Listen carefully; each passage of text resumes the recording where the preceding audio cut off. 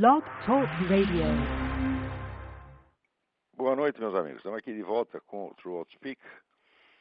Como vem acontecendo em toda a semana, nós temos aqui uma profusão de materiais que mereceriam atenção diferenciada. Mas vamos começar aqui fazendo um breve comentário sobre esse artigo do Renato Janine Ribeiro, Razão e Sensibilidade, que saiu na Folha de 18 de fevereiro. Aí ele diz que está chocado com este crime que aconteceu para um menino, João Hélio, e diz assim: se não defendo a pena de morte contra os assassinos, é apenas porque acho que é pouco. Não pare de pensar que deveriam ter uma morte hedionda, como a que infligiram ao pobre menino. Imagina os suplícios medievais, aqueles cuja arte consistia em prolongar ao máximo o sofrimento e retardar a morte. Todo o discurso que conhecem, que em larga medida sustenta sobre o Estado não dever se igualar ao criminoso, não dever matar pessoas, não dever impor sentenças cruéis nem tortura, tudo isso entra em xeque para mim diante do dado bruto que é o assassinato impiedoso.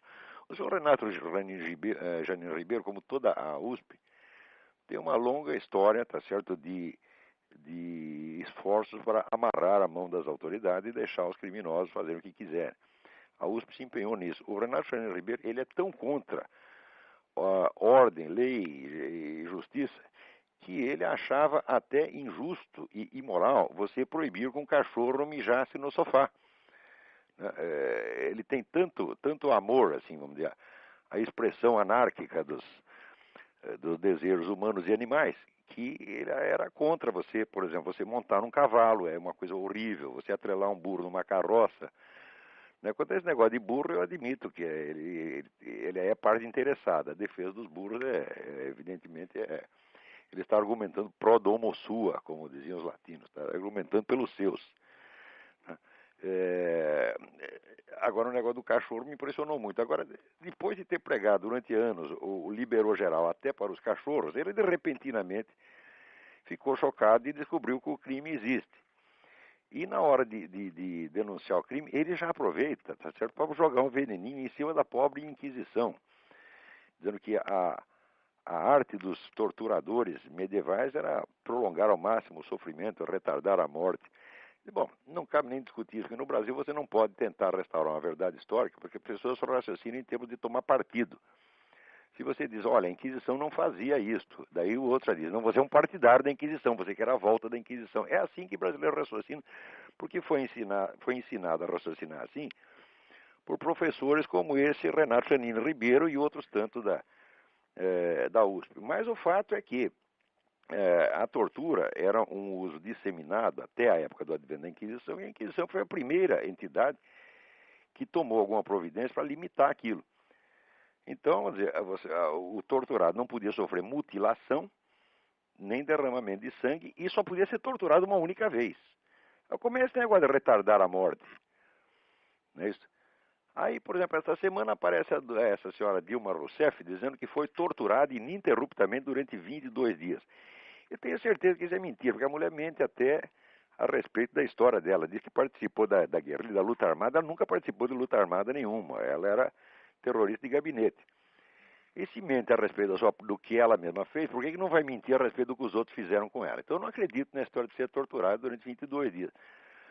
Mas o fato é que, em qualquer dos governos que torturam pessoas, ninguém tem esse limite de um dia, nem 2 dias.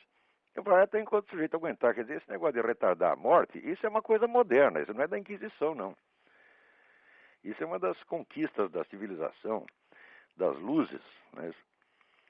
Mas esse Renato Janine Ribeiro, quer dizer, a posição dele contra a pena de morte sempre foi errada, porque ele diz que o Estado não deve se igualar ao criminoso. Olha, examine a coisa objetivamente. Se você ser contra a pena de morte é você decretar que nenhuma penalidade será tão grave quanto o delito. Quer dizer, se existe o crime de homicídio, se os homicidas podem matar, mas nós não podemos matá-los, nós só podemos botar na cadeia e sustentá-los com o nosso dinheiro durante 20, 30, 40 anos, então ele jamais sofrerá uma penalidade vamos dizer, tão grave quanto o delito que ele cometeu. Isso aí já é você, evidentemente, conceder, vamos dizer, ao criminoso uma possibilidade de ação que você nega ao próprio Estado. Então, essa é uma autocastração. Ora, se você pegar a maioria dos grandes filósofos da humanidade, todos sempre foram a favor da pena de morte. Né? Quer dizer, agora, o Renato Janino Ribeiro, ele passa, vamos dizer, da defesa do direito dos delinquentes para o polo oposto. Agora ele quer que o delinquente seja torturado, que sofra, que arranque unha do sujeito, tá certo? Que lhe põe a granada no rabo. Quer dizer, o sujeito é louco. Quer dizer, o que é isso? E vem dizer aqui que é um intelectual, um pensador. Esse sujeito nunca pensou coisíssima nenhuma. Isso é uma vergonha. Quer dizer, a importância que dão para esse cara no Brasil é uma vergonha. Muito bem. Agora tem aí uma pergunta muitíssimo interessante aqui do William Singh. Ele manda duas perguntas. Primeiro, o que é que eu penso do Paul Feyerabend? Segundo, o que é que eu acho do modernismo? E bom, o livro do Paul Feyerabend, Contra o Método, eu considero um livro extremamente importante pelo aspecto crítico, para ajudar a desmistificar, vamos dizer, este culto do método científico que existe hoje. Tem pessoas que acreditam, vamos dizer, que ciência é a única, ciência no sentido de ciência natural, é o único conhecimento sério que existe, tá certo? E que tudo mais são apenas expressões do sentimento e da fé. Eu acabei de ter na internet uma discussão com um sujeito desse. Esse tal de Rodrigo Constantino. Ele realmente acredita que só existe duas coisas, ciência de um lado e fé do outro. Ciência é o que segue o método Karl Popper. Né? E o resto é tudo mais, é fé irracional, e fundamentalismo, e fanatismo, etc, etc. E tem muita gente que pensa assim. O livro do Paul Feyerabend é bom para mostrar que isso não tem pé nem cabeça. Mas, por outro lado, o Paul Feyerabend também exagera um pouco, no sentido em que ele admite, na ciência, todo e qualquer tipo de argumento, inclusive o argumento retórico e poético. Eu digo, olha, o argumento retórico e poético ele pode ser usado na ciência, mas não como instrumento de prova, nem como instrumento de persuasão. Ele pode ser usado como instrumento heurístico. Aliás, sem o discurso poético e retórico, é impossível você pensar. Em qualquer coisa, qualquer assunto que você pense, você começa a trabalhar aquilo com a imaginação. Tá certo? Depois você faz certas escolhas, dessas escolhas você daí seleciona umas quantas que você vai examinar criticamente e por fim você chega a um critério científico. Então essa é exatamente para dizer que o negócio da teoria dos quatro discursos, em todo e qualquer assunto que você vai estudar, você passa pelas quatro etapas, necessariamente. Então você não pode excluí-las. Se você excluir o argumento poético e retórico, a sua mente fica paralisada. Mas isso não quer dizer que eles possam ser usados legitimamente na ciência como instrumento de prova e persuasão, apenas como instrumento heurístico. Heurística é a arte de ter ideias, é a arte da descoberta. Quer dizer, aliás, o pensamento do argumento poético, ele existe para isso. Já dizia a Suzanne K. Langer, essa grande filósofa americana, dizia que o símbolo é uma matriz de intelecções, quer dizer, através do discurso poético, você tem uma sucessão de intuições e daí delas você vai selecionar as que, com o devido exame, se mostrem mais consistentes. Agora, se você paralisar o discurso poético, acabou a imaginação, portanto, não tem intelecção nenhuma. Nesse sentido, o Paul Feyerabend está certo. Agora, ele está errado ao admitir o discurso poético retórico dentro do corpo da demonstração científica. Isso eu acho um exagero. De qualquer modo, é um livro extremamente importante, esse livro Contra o Método. Quanto ao modernismo, eu não penso nada, eu não acho nada, mas existe um livro que eu recomendo e que acho que sem ele não dá para entender exatamente o que foi o movimento modernista no começo do século XX. Esse livro chama-se Rites of Spring, Ritos da Primavera, do historiador Modris Ecksteins. Eu acho assim, o melhor livro de história que saiu, desde o clássico do Jan Huizinga, o Outono da Idade Média, eu não li uma obra histórica tão impressionante quanto esta. Impressionante, vamos dizer, pelo volume de informações que ele consegue articular e pela profundidade da interpretação que faz dos documentos. E ali ele mostra, vamos dizer, primeiro, que o livro é sobre a Primeira Guerra Mundial, Ele mostra que o que estava em jogo ali era de fato a revolta modernista, encarnada sobretudo pelos alemães, contra uma concepção mais conservadora da ordem europeia, representada no caso pela Inglaterra e a França. A tese é muitíssimo bem demonstrada, eu acho que não tem como escapar disso. Então a Alemanha, no caso, aparecia como o grande difusor, vamos dizer, da rebelião modernista, né, e irracionalista, seria o caso da rebelião romântica, tá certo? Que é um aspecto da Revolução que voltaria a aparecer depois nos anos 60. Né? Isso aí encaixa muito bem numa tese mais geral que eu tenho, que é a da unidade do movimento revolucionário. Desde que surge o movimento revolucionário, ele começa a surgir com aquelas seitas messiânicas no século XIV, mas ele se perfila como uma unidade autoconsciente a partir do iluminismo. Eu digo unidade autoconsciente porque cada geração de revolucionários se refere conscientemente à sua antecessora e vamos dizer, se reconhece como participante de uma tradição histórica. Então, é possível você traçar a história do movimento revolucionário desde o iluminismo até hoje apenas na base da autorreferência que os autores revolucionários fazem. Quer dizer, não é uma interpretação que eu estou dando, é a própria autoimagem do movimento revolucionário que eu estou expondo. E existe uma característica histórica recorrente que é a seguinte: quando a camada mais recente da ideologia revolucionária começa a falhar, começa a fazer água, começa a se desmoralizar, automaticamente uma das camadas anteriores é trazida à tona de novo para revigorar o espírito revolucionário declinante. Um exemplo que eu dei num artigo recente foi justamente esse, que quando teve o relatório Khrushchev em 1956, desmoralizando o establishment soviético, então o que aconteceu? Houve uma crise de credibilidade no marxismo. Automaticamente surge a nova esquerda nos Estados Unidos, que trazia uma forte inspiração, vamos dizer, irracionalista romântica. Tá certo? Com o negócio das drogas, liberação sexual, feminismo, gay, etc, etc. Tudo isso fazia parte, vamos dizer, da rebelião romântica. A rebelião romântica, por sua vez, tinha duas fases. A inicial, que foi no começo do século XIX, com Jean-Jacques Rousseau, e o movimento modernista, sobretudo da Alemanha, no começo do século XX, justamente esse a qual está se referindo o Modris Extens. Na Alemanha, na época, havia todos esses movimentos de juventude, liberação sexual, movimento gay fortíssimo na época, né? E o culto das drogas também, tudo isso apareceu na Alemanha nesse período também. Reapareceu na Alemanha nesse período. E quando reaparece novamente, nos anos 60, é justamente para revigorar com essa substância romântica o corpo declinante da Revolução Mundial. Funcionou.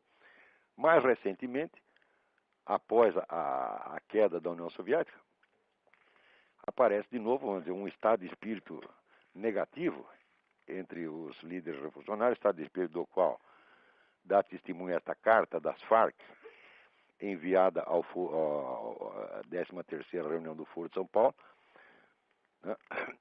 E ali a gente vê que logo após este choque que foi a queda da União Soviética, aparece o quê? Aparece um neo-iluminismo. Quer dizer, o iluminismo como primeira camada histórica do movimento revolucionário, ele reaparece agora para enxertar novas forças no corpo da Revolução Mundial. Então, de repente, reaparece de novo um monte de neo-iluministas, né? O Renan Chanini Ribeiro, aliás, é um deles. O outro aí é o Sérgio Paulo Rouanet.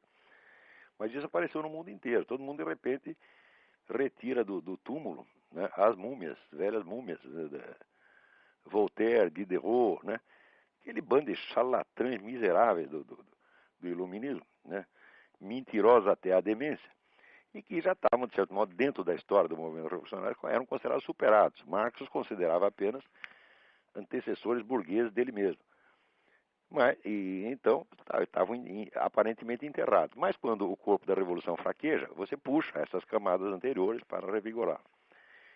E numa dessas aparece justamente o modernismo, tal como o estuda o Modris Eckstein. Não deixem de ler esse livro, é uma obra-prima, chama-se Rites of Spring, Ritos da Primavera. Muito bem, vamos ver o que mais. Aqui é a carta do Carlos A. Júnior. O senhor já foi comunista. Que acontecimento serviu para precipitar aquele estalo e fazer com que o senhor chegasse à conclusão que o comunismo não era a saída? Muito bem. Essa é uma história muito complicada, mas o primeiro sinal de que aquilo não prestava, eu obtive já praticamente no primeiro mês, né, de participação no Partido Comunista. Note bem que dentro do partido eu era peixe pequeno, eu era o que eles chamavam tarefeiro. Tarefeiro é o sujeito que só obedece ordem e não discute, né? Mas acontece que o próprio sujeito que me cooptou para entrar no partido, o sujeito me cooptou, nós entramos, havia uma base comunista ali na Folha de São Paulo, nós tínhamos nossas reuniões, nossas atividades, mas logo em seguida aparece um sujeito muito sinistro do comitê estadual, dizendo o seguinte, dizendo, olha, o companheiro fulano de tal, ele arrumou uma amante que nós temos razões para suspeitar que seja agente do DOPS. Então, nós temos que isolá-lo durante algum tempo, enquanto nós investigamos esse negócio. E simplesmente delegou 3 voluntários, entre os quais este que vos fala, para localizar um lugar onde depositar o sujeito. Em suma, era quase um cárcere privado, né? E, naturalmente, nós fomos, não fui eu que achei, mas um dos 3 acabou achando um barraco numa favela, que eu lembro que você andava até o zoológico de São Paulo, depois andava mais outro tanto e mais outro tanto. É um lugar que eu nunca mais conseguiria achar. E depositamos o sujeito lá, e de vez em quando íamos lá levar cigarro para o sujeito. Eu sei que passou um tempo, né, daí eu fui desligado dessa missão e esqueci o assunto. Daí estou eu um dia lá nessa época eu trabalhava no jornal Notícias Populares, que é jornal sangrento, que pertencia à Folha de São Paulo. E estou eu lá sentadinho e escuto 2 companheiros do partido, um dizendo para o outro assim, sabe quem estava aí na portaria? Aquele filho da puta do fulano de tal, que era justamente aquele que me havia convidado para entrar no partido. Nós não deixamos nem entrar no edifício. Em suma, o sujeito, por uma suspeita que ela jamais se confirmou, ele tinha sido excluído não somente do partido, mas excluído da profissão. Passa mais um tempo, estou eu lá tomando um cafezinho num bar na frente da Folha de São Paulo, e entra o sujeito magro, barbudo, esfarrapado, um verdadeiro mendigo. E vem falar comigo. E eu, como bom militante, leal ao partido, virei as costas, o cara não quis nem conversar com ele. Foi uma semana depois que eu comecei a pensar, falei, olha, não só eu sou um filho da puta, mas todos esses são filhos da puta. Quer dizer, isso aqui é um ambiente de uma moralidade baixíssima, no fundo, tão ou mais repressivo do que aquela ditadura que ele condena. E eles vivem se queixando de que são excluídos e são, como é que se diz, escorraçados da sociedade, mas eles fazem isso com uma técnica e fazem com uma satisfação sádica enorme. Esse foi o episódio que me botou a cabeça para funcionar. Mas mesmo assim, eu sou muito burro. Eu levei muitos anos ainda para tirar a conclusão, porque mesmo depois que eu me afastei do partido, eu estava envolvido naquela atmosfera esquerdista que domina a imprensa, dominava já naquela época. A imprensa inteirinha era esquerdista. Havia ainda naquela época articulistas de direita importantes. Eu me lembro, por exemplo, do Lenildo Tabosa Pessoa, que trabalhava no Jornal da Tarde. Ele escrevia uns artigos muito bons no Jornal da Tarde. E eu me lembro que o Lenildo era odiado pela redação inteira, pelo simples fato de ser direitista. O único direitista que não era odiado, que eu me lembro, era o Carlinhos Brickman, que era um sujeito gordo, tamanho de uma porta na altura e na largura. E que era um sujeito tão simpático que ninguém conseguia ficar com raiva dele. Então o perdoavam por ser direitista e até malufista, parece que se dizia. Mas, em geral, a atitude das redações contra pessoas conservadoras era extremamente hostil. Isto já no tempo da ditadura, tá certo? Então a gente, envolvido nessa atmosfera de esquerdismo geral, ainda levei muitos anos para chegar às conclusões. Acho que foi só uns 5 ou 6 anos depois desse episódio que eu decidi que estava na hora de começar a ler livros direitistas, porque até então eu tinha me intoxicado do manual de marxismo-leninismo da Academia de Ciências da União Soviética, das obras do Caio Prado Júnior, né, das obras do Georg Lukács, e havia dois autores de muito sucesso na nova esquerda na época, que eram o Paul Baran e Paul Sweezy, os dois. Enfim, tinha uma infinidade de livros comunistas. As obras de Lenin eu li um bocado nesse período. Ou seja, tinha passado 7 anos me intoxicando de comunismo, e daí me deu o estalo. Falei, pô, mas por que eu não leio os caras do outro lado também? Né? Daí que eu comecei a ler alguns pensadores conservadores na medida em que os encontrava. Porque você veja, este pensamento conservador, ele é tão excluído no Brasil que você tem dificuldade até de saber quais são os autores. Quando se publicou, 3 ou 4 anos atrás, o famoso Dicionário Crítico do Pensamento da Direita, feito por 106 professores, pagos a peso de ouro pelo governo brasileiro, o que eles fazem? Todos os autores importantes do mundo conservador estavam excluídos. Então, existe uma barreira, você nem tem acesso a isso, você não chega a saber.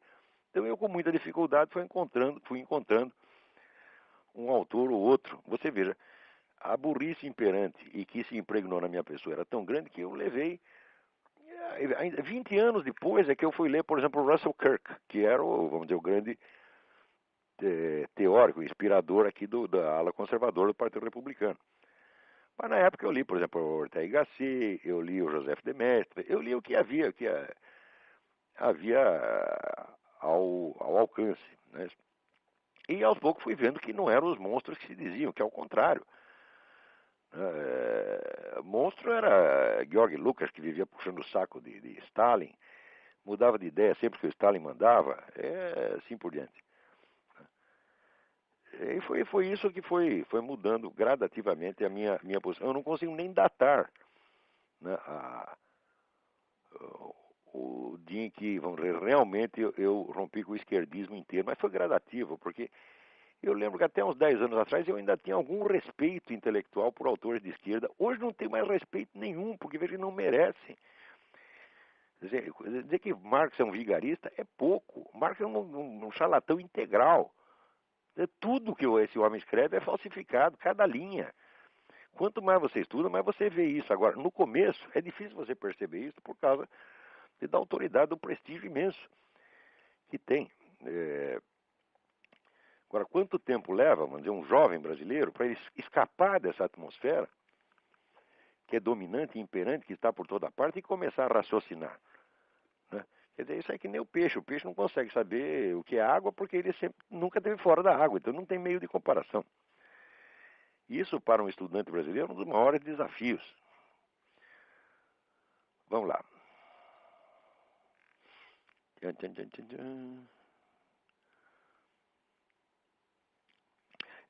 Aqui, essa é muito interessante. Adriano Dal Bosco. O senhor impressiona pela sua capacidade de citar e comentar livros, sendo que muitas vezes o senhor não só cita o nome do autor, óbvio, como também puxa a frase de lá de dentro. Outro dia, se não me falha a memória, o senhor disse que um estudante sério deveria ler pelo menos 87 livros por ano. Não lembro se o número é exatamente esse. Não é exatamente 87, é mais ou menos 80. Ao que parece, o senhor se sente tranquilo ao recomendar isso, porque habitualmente supera essa marca. Supero mesmo. Sendo assim, gostaria que o senhor pudesse nos ensinar um pouco sobre o seu método de estudo. O senhor faz leitura dinâmica, faz anotações em fichas, utiliza um banco de dados no computador? Não. O que eu descobri é o seguinte, é que se você tem uma biblioteca e ela está, vamos dizer, organizada por assunto, note bem, não é uma organização geral. Você tem que fazer uma organização de acordo com as suas áreas de interesse ou com aquilo que você está pesquisando. Então, eu separo meus livros não pelos rótulos gerais dos assuntos, mas pelos tópicos que eu estou estudando. Por exemplo, eu tenho uma estante inteira só de anticristianismo. Tenho outra estante a respeito, vamos dizer, dessa transição da Idade Média para o mundo moderno, onde eu localizei ali o fenômeno da paralaxe cognitiva. Então, tenho uma estante de paralaxe cognitiva. E os livros que não estão sendo usados, então, são classificados pelos assuntos, vamos dizer, estereotípicos, né? História da filosofia, religião, etc, etc. Mas o que mais interessa é a organização funcional em torno dos pontos em estudo. Se você tem isso, você não precisa fazer ficha coisa nenhuma, porque a biblioteca já é ficha, pô. Quer dizer, você usa a própria biblioteca como fichário, tá certo? Bastando você ter, onde é assinalado nos livros,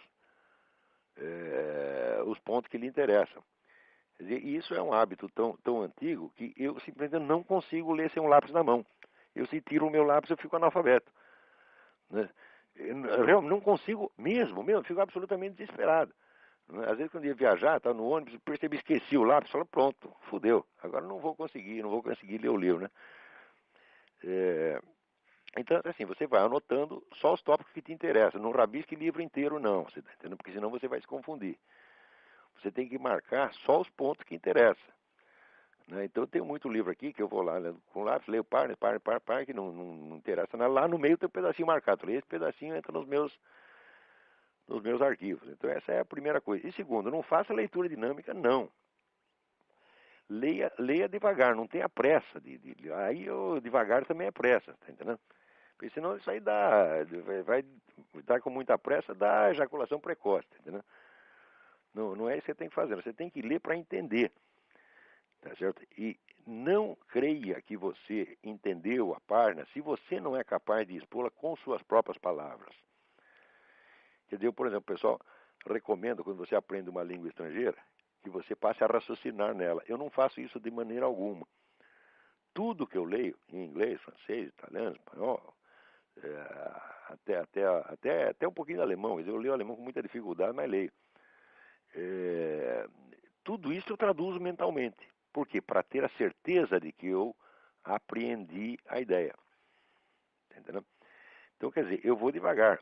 Agora, o devagar também é pressa. Tá entendendo? Se você vai com interesse de ler, também você não pode esquecer aquela recomendação do Antonin Saint-Exupéry no livro A Vida Intelectual, que ele diz que existem vários níveis de leitura, tá certo? Existe a leitura formativa, a leitura informativa, quer dizer, a leitura de inspiração e a leitura de divertimento. Então, quer dizer, em geral, eu estou com alguns livros que são centrais para o que eu estou estudando nesse momento, e esse livro eu não me incomodo de levar 1 ano, 2 anos para lê-lo. E em volta, quando eu canso disso, eu vou lendo outras coisas mais rapidamente, pelo menos para me informar sobre o que são os livros. Se algum dia eu precisar voltar a eles, eu volto. Por exemplo, eu estou aqui no livro The Ecumenic Age, a Era Ecumênica, do Eric Fögling. Eu acho que eu estou com esse livro, já é o segundo exemplar que eu tenho do mesmo livro. Eu estou lendo esse livro faz uns 3 ou 4 anos, porque toda hora eu volto a ele. Tá entendendo? Tanta coisa que tem lá dentro, e cada vez que eu volto lá, eu descubro que tinha maiores profundidades que eu não tinha pegado. Outra coisa que eu recomendo para você é o seguinte: não discuta com o autor enquanto você está lendo. Aceite tudo como se fosse a mais pura verdade. Tá certo? Quer dizer, raciocine como ele. Faz como você faz quando vai ver um filme. Um filme, o que é? Você assistir um filme é como se fosse um sonho. É você que está sonhando. Quer dizer, na hora que você vê aquelas imagens fluindo, você está assistindo aquilo como se você estivesse sonhando. Então você assume o sonho, você não critica o sonho. Né? Depois que você acorda, que você vai ver se aquilo é possível ou não é possível. Então, eu, quando estou lendo o livro, eu me deixo impregnar inteiramente por ele, sem medo de ser enganado. Por quê? Porque se o sujeito estiver enganado, isso aí vai aparecer mais cedo ou mais tarde. No mínimo, você lendo vários livros, você se deixando impregnar por influências diferentes, elas mesmas, elas se compensam umas às outras, tá entendendo? Então, vamos dizer, a confiabilidade, a ausência de desconfiança é muito importante. Então, é mais importante você saber onde o autor tem razão, não importando se ele é Karl Marx, São Tomás de Aquino, Eric Fögling ou Aristóteles. Tá? Outra coisa, que até a minha mulher está me lembrando, passou aqui um bilhetinho. Lembra, quase, vamos dizer, uns 80% do que eu estudei na vida foi assim, em intervalo de trabalho, em ônibus, em sala de espera. Onde quer que eu vá, eu tenho horror de fila, eu tenho horror de ficar esperando sem fazer nada. Então eu ando com 2, 3 livros para todo lugar que eu vou por uma mera questão de precaução. Vai que o nego me bota numa fila, eu já tenho o que fazer. Né? Então, assim, esse trabalho constante. Né? E tudo depende, no fim das contas, a coisa fundamental em qualquer estudo é o interesse verdadeiro, tá certo? É que determina a sua capacidade de estudo. Não é o seu QI, tá certo? O meu QI, pelos testes, ele não é baixo, ele é, pelos testes, 147. Mas é inferior ao da Madonna, como você pode perceber, tá certo? Mas eu tenho a impressão que esse QI aumentou, porque eu, quando era moleque, era muito burro. Mas o interesse verdadeiro de saber, ele torna você inteligente, entendeu? Se você quer saber mesmo, ninguém segura, entendeu? Então, sempre o interesse. Outra coisa, não estude coisas só por obrigação exterior, fuja disso, né? Só estude aquilo que você tem realmente interesse. Bom, esse não é um método, é apenas algumas dicas soltas, tá bom? Espero ter ajudado em alguma coisa. Agora, o Lúcio pergunta aqui: o senhor nos poderia fornecer uma análise crítica da filosofia de Ayn Rand? Não, uma análise crítica completa eu não posso, tá certo? Porque eu só li 2 livros dela. Um romance, que é aquele The Fountainhead. Não, perdão. O que eu li foi o Atlas Shrugged e vi o filme da Fountainhead e li um livro que foi publicado no Brasil, A Virtude do Egoísmo. Então eu tenho alguma ideia da filosofia da Ayn Rand, não posso fazer uma análise crítica, mas posso assegurar uma coisa para você. Filosoficamente aquilo não tem a mínima importância. Mesmo porque o centro da filosofia dela é a ideia do egoísmo em contraposição ao altruísmo. Ora, egoísmo e altruísmo não são conceitos filosoficamente sustentáveis, porque eles são, vamos dizer, apenas aspectos abstratos que estão presentes em toda e qualquer ação. Tá certo? Por exemplo, se você perguntar quando Jesus Cristo se deixou crucificar para salvar a humanidade, né, ele foi altruísta ou egoísta? Aparentemente foi altruísta, porque está sacrificando pelos outros. Mas acontece que esses outros, né, ele sendo realmente o Logos encarnado, ele sendo Deus, então essa humanidade pertence a ele. Então, vamos dizer, ele estava cuidando das suas propriedades. Então, vamos dizer, esses 2 elementos, egoísmo e altruísmo, não são separáveis em nenhuma ação. Eles são distinguíveis mentalmente. Quer dizer, a velha distinção, vamos dizer, escolástica, entre o distinto e o separado. Existem vários níveis de distinção. Existe a distinção que está na própria coisa. Por exemplo, uma pessoa é distinta e separada de outra. Tá certo? Mas, por exemplo, o indivíduo tomado enquanto ele próprio e enquanto membro de uma família são aspectos distintos, mas que estão na mesma pessoa.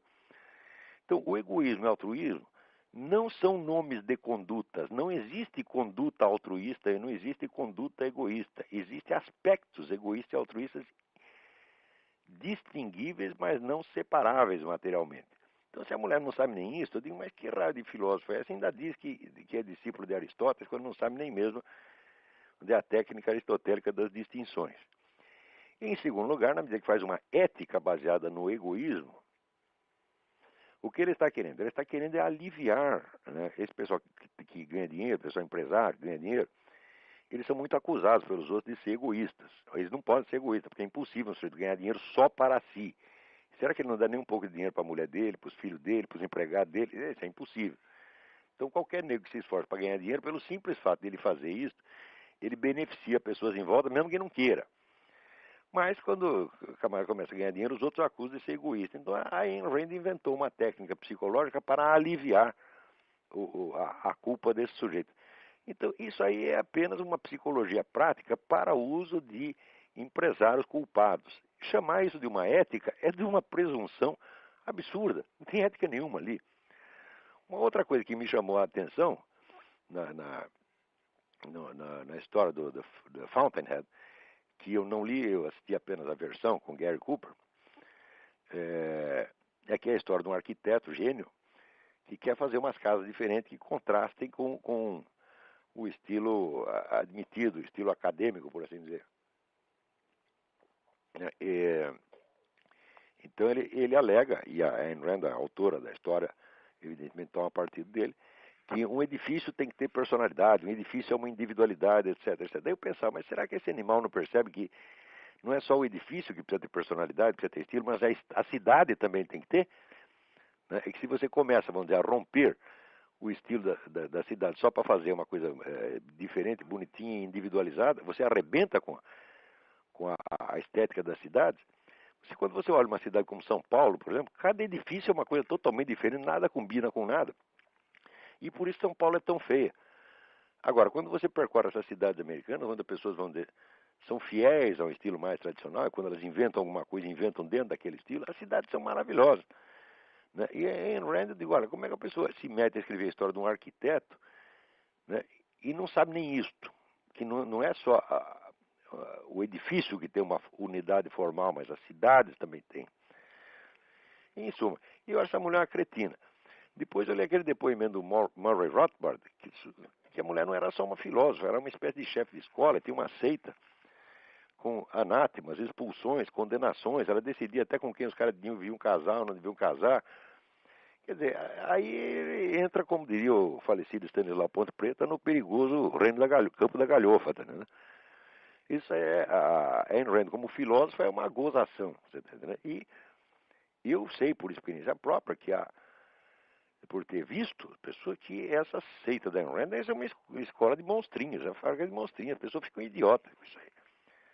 Então, temos que ler alguma coisa dela porque é uma personagem influente, nós não podemos ignorar o que fez, mas valor mesmo tem nenhum. Vamos lá.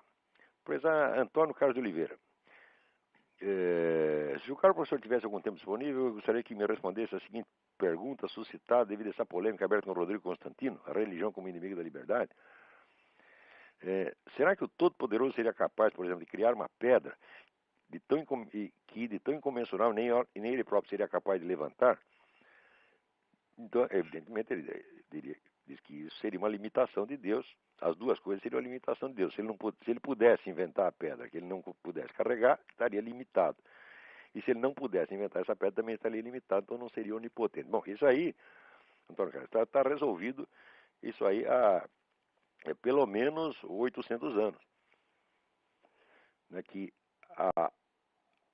a unidade de Deus exige que ele não se multiplique, ele não pode fazer outro Deus igual a ele.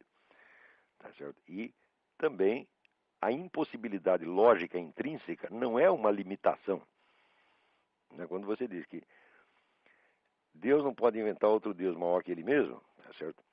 Isso não é uma limitação, isso é a própria definição. Tá, então, aliás, tem a famosa frase de Santo Tomás de Aquino: Deus não pode abolir a lógica, tá certo? Por quê? Porque a lógica é uma expressão da unidade do real. Presta atenção. A lógica hoje em dia se entende apenas como disciplina formal, quase linguística, mas isso está totalmente errado. Não seria possível existir lógica sem partir da ideia da unidade do real. E essa unidade do real é a própria unidade de Deus. Então a lógica é uma expressão da unidade metafísica, da unidade do infinito metafísico, é da unidade do próprio Deus. Então, é evidente que tudo aquilo que é ilógico, isso aqui tem uma impossibilidade intrínseca. A impossibilidade de realizar o impossível não é uma limitação. Vamos ver.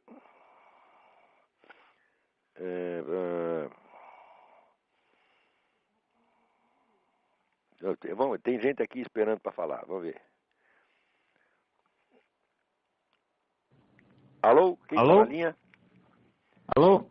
Alô? Quem está na linha? Alô, Olavo? Eu. Alô? Alô, tá ouvindo? Olavo? Tô ouvindo. Quem é? Aqui é o Davi de Belo Horizonte de novo. Tudo bem? Tudo bem.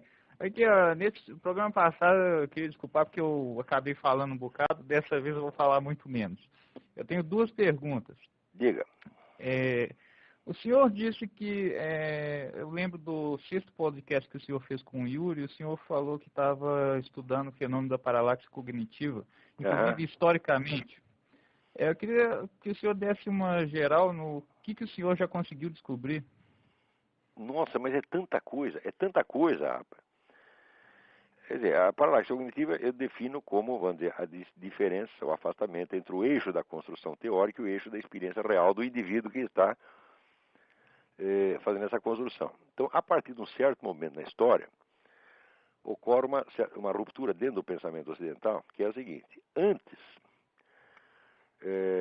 os filósofos antigos e medievais até uma certa época, eles estavam crentes de que eles existiam dentro da realidade, dentro de um cosmos, de que eles faziam parte desse cosmos, tá certo? E sabiam que não podiam sair de fora do cosmos para observá-lo como de fora. Tá?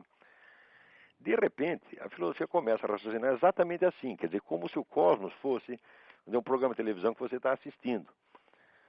Tá certo? Então, isso evidentemente provoca uma distorção de percepção.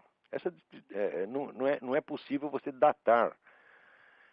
Eu tenho tentado ver onde é que começa isso, mas eu vejo, por exemplo, que isso já estava presente em Guilherme de Ockham. Não pela teoria nominalista dele, não por isso, mas quando ele proclama a universalidade do empirismo como critério da verdade. Você verá, na realidade da nossa vida, aquilo que nós podemos testar por experiência é ínfimo, é só um pedacinho, tá certo? Então, Aristóteles dizia que todo conhecimento vem de outro conhecimento, que provém de outro conhecimento, e de outro, e de outro, e de outro. Ou seja, existe uma tradição de conhecimento na qual você se insere, você é apenas mais um. E você vai examinar só um pedacinho do conjunto e vai acrescentar o seu pedaço lá.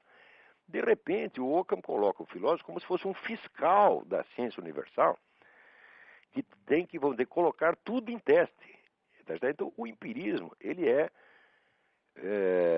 fácil de você proclamar o empirismo, mas é impossível de você praticá-lo. Você só pode ser empirista com relação a uma parte ínfima da realidade.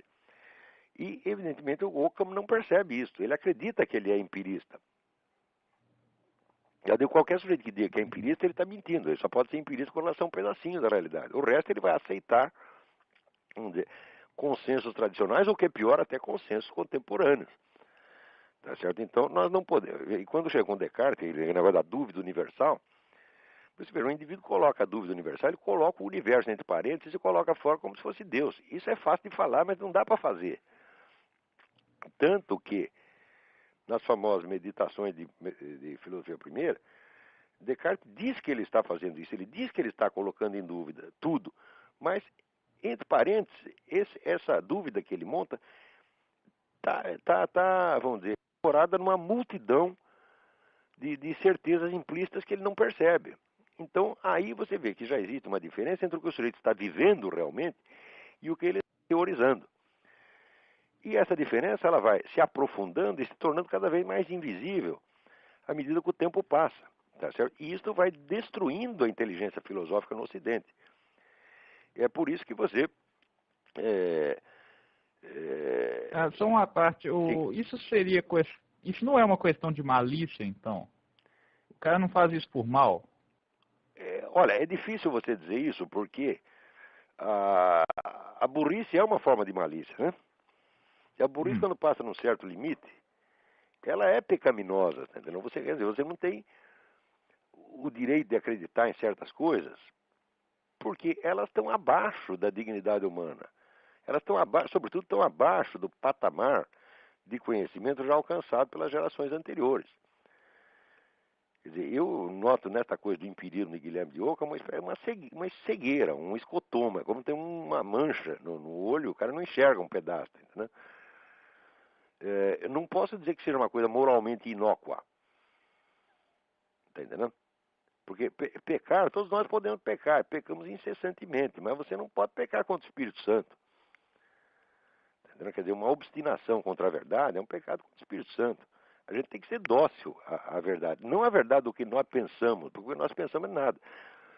Nós temos que ser dócil à verdade do universo que nos cerca e dentro do qual nós estamos.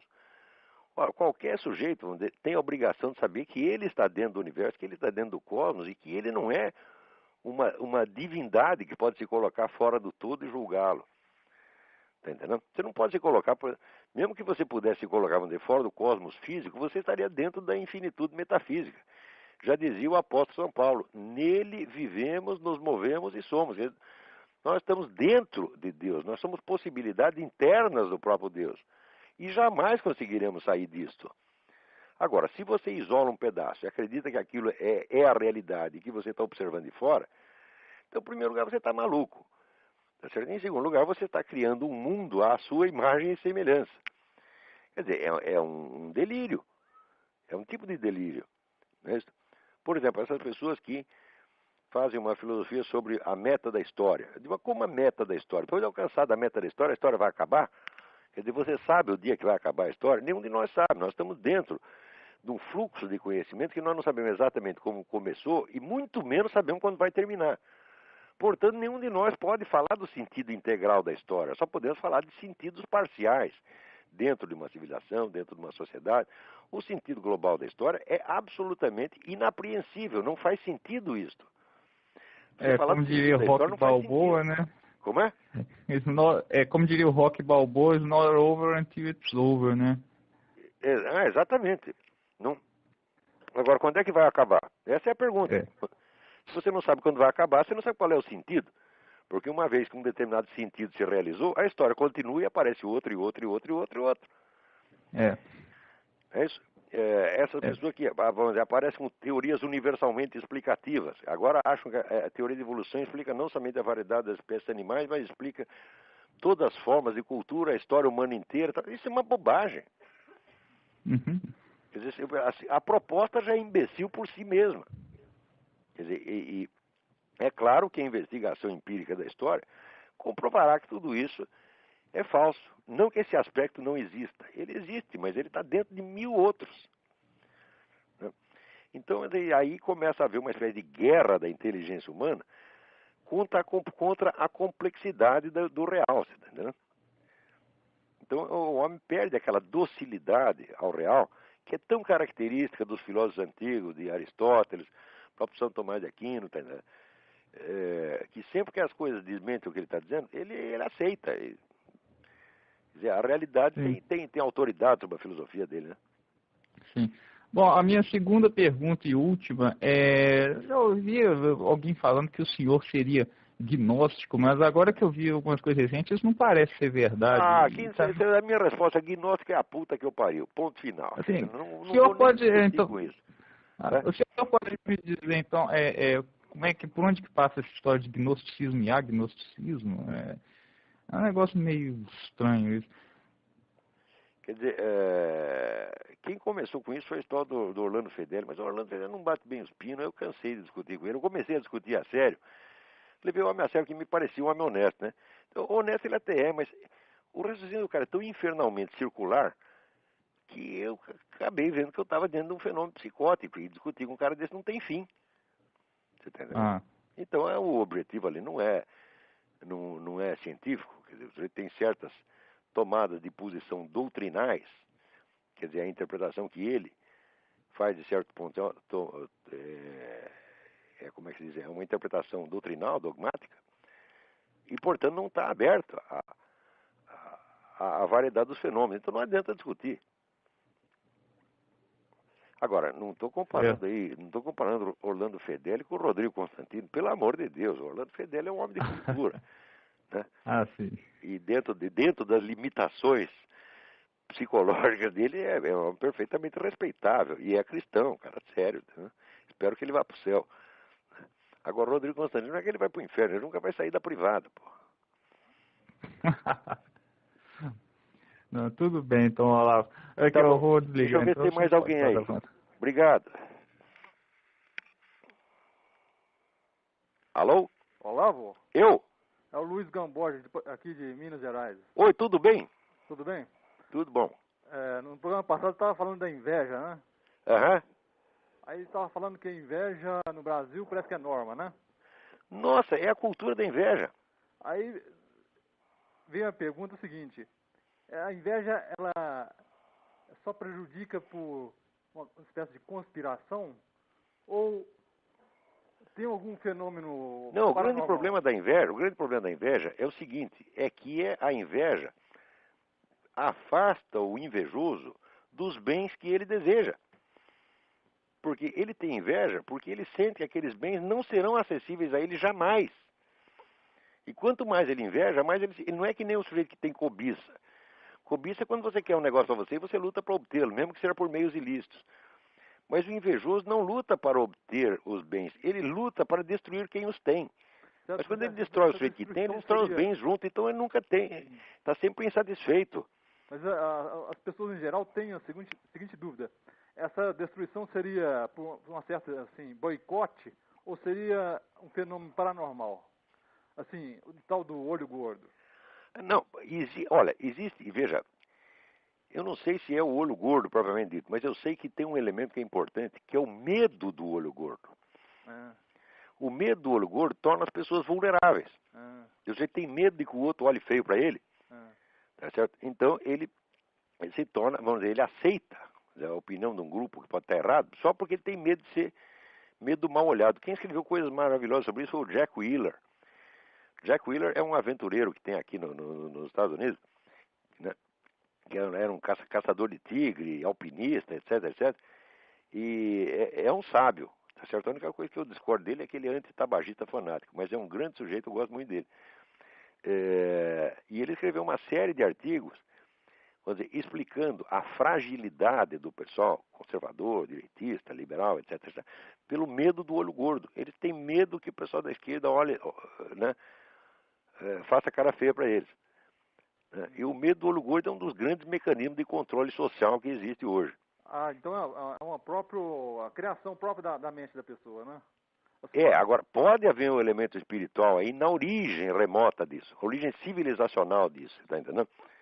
Mas no caso individual não precisa ter nenhum mecanismo espiritual específico, porque já é um mecanismo, um automatismo que existe dentro da própria sociedade, já está consolidado. Né? A gente vê o seguinte, quando aparece um palhaço que nem esse governador de São Paulo, esse Cláudio Lembo, né? Tentando se fazer de bonzinho, falando mal da elite, a que ele mesmo pertence, é porque ele tem medo do olho gordo. Tem medo que o pessoal esquerdista olhe ele mal, pense mal dele. É o sujeito que não quer que os outros pensem mal dele, ele já está perdido, já está amarrado, porque vão pensar necessariamente. Mas se eu fizer questão de agradar, olha aqui, eu faço a questão de agradar a minha família, de agradar a Deus em primeiro lugar, de agradar minha família, de agradar meus amigos, os outros eu quero que se fodam, tá entendendo? Eu não estou afim de agradar todo mundo. Eu não sou tão lindo assim que deva ser amado pela humanidade, tá entendendo? Eu me conformo em receber só aquele pouquinho de amor que o ser humano necessita. Né? A opinião dos outros, pode ter aí milhões de Rodrigues Constantinos, né, que vão lamber sabão, tá entendendo? Eu não estou querendo que todo mundo me ame. Se você quer que todo mundo te ame, você termina que nem o Hitler.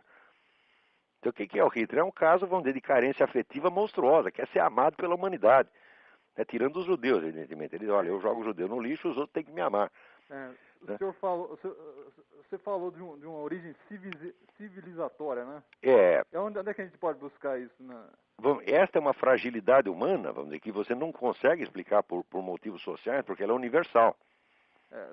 Seria cosmológico. Então você só vai encontrar explicações de ordem espiritual mesmo, quer dizer, uma fragilidade intrínseca da alma humana. Você está entendendo? Que a expõe a ser continuamente explorada e ludibriada, tá certo? Ou por pessoas de más intenções, ou até por seitas demoníacas, que dominam massas inteiras de pessoas nessa base. Eu tenho um caso na família assim. E quem não tem? E quem não tem? Todo mundo tem. Bom, espero que tenha respondido pelo menos um pouco da sua pergunta. E tem mais gente na fila aí. Deixa eu falar com os outros então. Obrigadão, hein? Obrigado. Alô? Alô? Alô? Alô? Quem está aí? Quem está falando? Aqui é o Luiz Afonso, Olavo. Luiz Afonso de Portugal? De Portugal. Mas que maravilha. Na outra vez caiu a ligação, não consegui mais completar na outra semana. Mas a minha pergunta é a seguinte, eu estou aqui em Portugal e eu tenho uma filha de 8 anos no Brasil. Minha pergunta é como orientar a educação dela, pelo fato de eu estar aqui, e também o que me preocupa é que ela hoje estuda em colégio particular no Brasil, mas mesmo assim eu vejo que tem doutrinação ideológica. Luiz, eu vou ser sincero com você, desculpe a minha brutalidade, mas dentro do Brasil não tem saída. É só se as pessoas se unirem, as pessoas que percebem esta coisa absurda, a situação absurda, elas tinham que se unir e elas montar escolas do jeito delas. Tá entendendo? Enquanto não tiver a coragem de fazer isso, não vai dar. Quer dizer, uma criança sozinha, dentro de uma escola que tem 1.000, 2.000, 3.000 alunos, ela está absolutamente indefesa. Nós precisamos nos unir para dar um ambiente melhor para essas pessoas. Porque, veja, eu sempre tive a sorte que eu trabalho em casa. Então eu sou uma influência constante em cima das minhas crianças, tá entendendo? Mas a maior parte da pessoa não tem isso. Então o sujeito vai sair para trabalhar, você vai ficar, se você trabalha 8 horas, você vai ficar pelo menos 10 fora de casa, você tá entendendo? E durante esse tempo, a sua criança está sob a influência da escola, da televisão, da vizinhança, né, do grupo de amigos, que é a pressão mais forte. Então, se não criarmos estruturas grupais, coletivas, para defender nossas crianças disso, como fazem aqui nos Estados Unidos, elas estão liquidadas. Esta é que é a verdade. Então, você quer um conselho, né? Leva a sua menina para Portugal e eduque a você mesmo. Quer dizer, não estou dizendo para fazer o homeschooling, porque o homeschooling não é permitido em todos os países. Não sei em Portugal como é. Aqui é totalmente permitido, né? Aqui tem um monte de gente que fez na base do homeschooling, né? Mesmo se ela trazê-la para cá, eu vou ter que neutralizar a influência também da escola aqui, que tem uma série de elementos muito parecidos com... Claro, entendeu? nós temos que, não adianta cada um ficar, ver, se existe um ataque geral, onipresente e coletivo, a defesa contra isso tem que ser coletiva também. O pessoal tem que se organizar e dizer, olha, não queremos essa porcaria de ensino para as nossas crianças, então nós vamos bolar em cima do nosso modo. Mas por que esse pessoal conservador, liberal, então não trata de fazer isso? Quer dizer, não adianta nada a gente reclamar e não fazer nada. Quer dizer, tentar produzir um ensino melhor é algo que eu não me limitei apenas a criticar a Universidade Brasileira. Eu criei uma alternativa e provei que a alternativa funciona.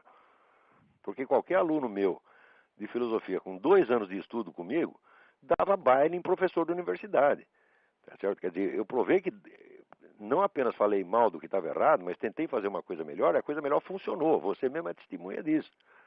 Sim. Agora, fazer isso só no âmbito universitário é pouco. E além do mais, só tinha um negro fazendo, que era eu.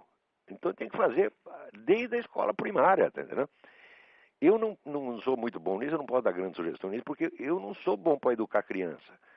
Eu sei educar as minhas crianças, dentro das circunstâncias domésticas. Numa escola, eu estaria no mato sem cachorro. Não sei o que fazer para uma escola de crianças, mas deve haver gente qualificada para isso. Tá entendendo? Então, a minha sugestão é essa: reúnam-se, tá certo? Ou em Portugal ou no Brasil, reúnam-se com outros amigos, conservadores, liberais, e olha, nós precisamos dar um ensino melhor para as nossas crianças. Não adianta a gente ficar xingando o ensino público, tá certo? Nós temos que criar alternativa. Quer dizer, não adianta a gente criticar o mal se a gente não faz o possível para fomentar o bem.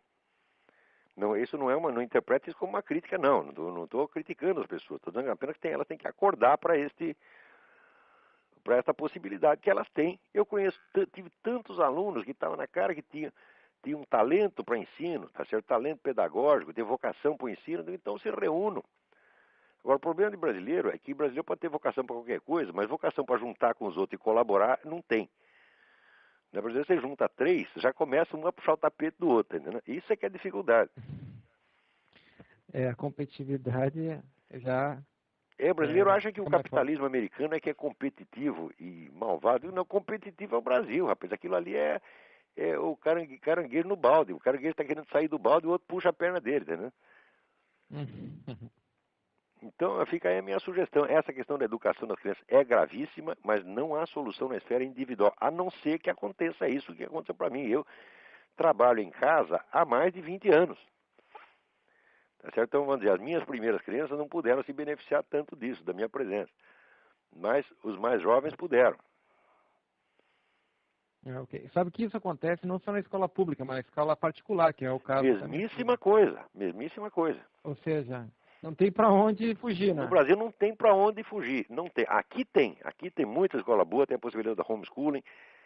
Né? Aqui você se livra disso aí. Até a minha filha acabou de fazer, fez o exame secundário pela internet, tá entendeu? Então você vai tirar o diploma imediatamente. Isso aí dá para fazer aqui. Nos Estados Unidos, os Estados Unidos ainda são a terra da liberdade. O brasileiro não sabe o que é liberdade, nunca experimentou, nunca sentiu o gosto, tá entendendo? Mesmo quando vem aqui, o idiota se fecha num hotel, tá certo? Ou fica convivendo só com o brasileiro e não entende a sociedade americana. Mas isso aqui é uma delícia, rapaz. Isso aqui mesmo, por mais safadeza que exista, você sempre tem um meio de defesa contra ela.